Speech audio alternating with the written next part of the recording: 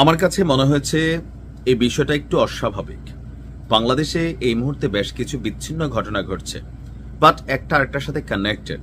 গেল কয়েকদিন আগে কেরানীগঞ্জে একটা মাদ্রাসায় ওই মুহূর্তে ছাত্র ছিল না, কিন্তু শক্তিশালী একটা বিস্ফোরণে ছাদমাত সহ একটা বিল্ডিং উড়ে গেছে।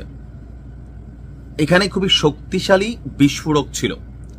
সামনে নির্বাচন, দেশে নানান ধরনের ঘটনা ঘটতে পারে। আর এর মাঝখানেই গেল শনিবার ভারত থেকে 8টি ট্রাক প্রবেশ করেছে বাংলাদেশে লিগেলি। কোন দিক দিয়ে প্রবেশ করলো? ভারতের পেট্রোপোল স্থলবন্দর দিয়ে। আর এই 8টি ট্রাকে বিপুল পরিমাণ বিস্ফোরক বেনাপোল স্থলবন্দরে প্রবেশ করেছে। 8টি ট্রাকে আনুমানিক কয় কেজি বা কয় মন হবে আমরা যদি সংখ্যাটা দেখি, 125 মেট্রিক টন। 1 মেট্রিক টন কত কেজিতে? এটা কুইজ রইল। কারা আমার ভিডিও দেখেন একটু জানাও দরকার। হ্যাঁ, পড়ালেখা করবেন, আর যারা জানেন না কমেন্টে দেখে নিবেন, আমি ভিডিও শেষে বলবো।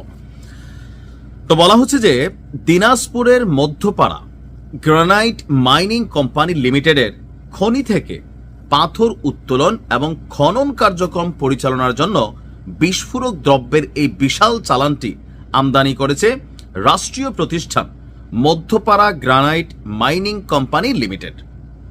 অর্থাৎ দিনাজপুরে যে গ্রানাইটের উত্তোলন করা হয় সেখানে বিস্ফোরণ ঘটাইতে হয়। আপনারা জানেন এটা মাইনিং এর কাজ। স্বর্ণের খনি, গ্রানাইটের খনি, পাথরের খনি, এগুলোতে কিন্তু বিস্ফোরক ঘটায় এগুলো ভাঙতে হয়, পরে এগুলো বিভিন্ন ধাপে ধাপে আইসা আমরা ব্যবহার্য হিসাবে উপযোগী করে তুলি। এখন চালানটি সরবরাহ করেছে ভারতের সুপার শিভা শক্তি কেমিক্যাল প্রাইভেট লিমিটেড। এখন বিস্ফোরক আমদানির বিষয়টি স্পর্শকাতর হওয়ায় বন্দর এলাকায় বিশেষ নিরাপত্তা ব্যবস্থা গ্রহণ করা হয়েছে। বেনাপোল পোর্ট থানার যিনি ভারপ্রাপ্ত কর্মকর্তা আছেন তিনি বলছেন, বিস্ফোরক দ্রব্যের চালানটি সরকারি নিয়ম এবং অনুমোদনের আওতায় আনা হয়েছে। বন্দর এলাকায় সার্বক্ষণিক পুলিশ আইন শৃঙ্খলা বাহিনী নজরদারি করছে। নিরাপত্তার ঘাটতি নেই, সাধারণ মানুষের আতঙ্কিত হওয়ার কোনো কিছুই নেই। আর ভারতীয় ট্রাকগুলো বর্তমানে বন্দরের ডট নাম্বার, আমি বললাম না কারণ আমার ভিডিও শুনে অনেকে যাইতে পারে, ডট নাম্বার ইয়ার্ডে পুলিশি পাহারায় রাখা হয়েছে। আমার কাছে মনে হয় যে এটাতে আসলে তো রাষ্ট্রীয়ভাবে আনা হয়েছে, তাহলে সমস্যা কি আছে? আমাদের ওই যে সরকারি পেট্রোলের যে খনি বা বিভিন্ন জায়গা থেকে দেখি মাঝে মাঝে এত হাজার লিটার তেল নাই। কালকে বিএনপির প্রোগ্রাম হয়েছে, পুলিশের নিরাপত্তা ছিল, 58টা মাইক নাই, না 58 কয়েল তার নাই, মাইক নাই। রাষ্ট্রের অনেক জিনিস গাজী মানে অনেক কোম্পানি বিভিন্ন সময় লুট হয়ে যাচ্ছে মবের মাধ্যমে, তো পুলিশ তো থাকে। ধানমন্ডি 32 ভাঙা হয়েছে, সেখানে মব তৈরি করা হয়েছে, তৌহিদি জনতা মানে মাঝে মাঝে মাজার ভাঙা দিচ্ছে, পুলিশ তো আছেই। এখন অনেক সময় অনেক ঘটনা ঘটতেছে। তো নির্বাচনের আগে দেশের যে কোনো সময় যে কোনো বড় ধরনের দুর্ঘটনা ঘটতে পারে। এই জিনিসগুলা এই মুহূর্তে আমার কাছে মনে হয়েছে বিপজ্জনক।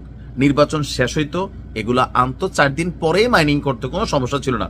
এখন আনছে সমস্যা না, এগুলাকে রাখা বা যে কোম্পানি নিচ্ছে সেইখানে তারা তাদের পার্সোনাল প্রোটেকশন কতটা শক্তিশালী, এগুলা কি এতটা সিকিউর রাখা যাবে যে এখান থেকে 2, 4, 10 কেজি 125 টন, এবার বলি 1 টন মানে 1000 কেজিতে 1 টন, তাহলে আপনি বুঝছেন এখানে কত লক্ষ কেজি বিস্ফোরক মানে ঢুকছে। সেখান থেকে যদি 2 কেজি 5 কেজি 10 কেজি মাল নেওয়া যায়, এরকম 2, 4, 100টা বিল্ডিং উড়াই দেওয়া যাবে যারা এগুলো নিয়ে কাজ করে। তাহলে আপনি বুঝছেন এটাকে আসলে কতটা স্পর্শকাতর একটা জিনিস। নির্বাচনের ঠিক আগ মুহূর্তে যখন দেশে নানান ঘটনা ঘটছে, সরকার সবকিছুতে ব্যালেন্স রাখতে পারতেছে না, এটা তো বাস্তব। তো সেই মুহূর্তে এই জিনিসটারে হেফাজতে রাখা কঠিন। বড় কিছুর পরিকল্পনা তো থাকতে পারে পেছনে, সরকারের ভেতরেও তো এরকম এজেন্ট থাকতে পারে যে পুরো দেশের অস্থিতিশীল করতে চায়। আমি তো কোনো কিছু হালকা নেই না, কারণ এখানে তো বহুত দালাল ঘুরে, বিভিন্ন দেশের দালাল আছে সরকারের মধ্যে। আমার মনে হয় যেহেতু নিয়েই আসছে, এটাকে সেনাবাহিনীর তত্ত্বাবধানে দিয়ে দেন।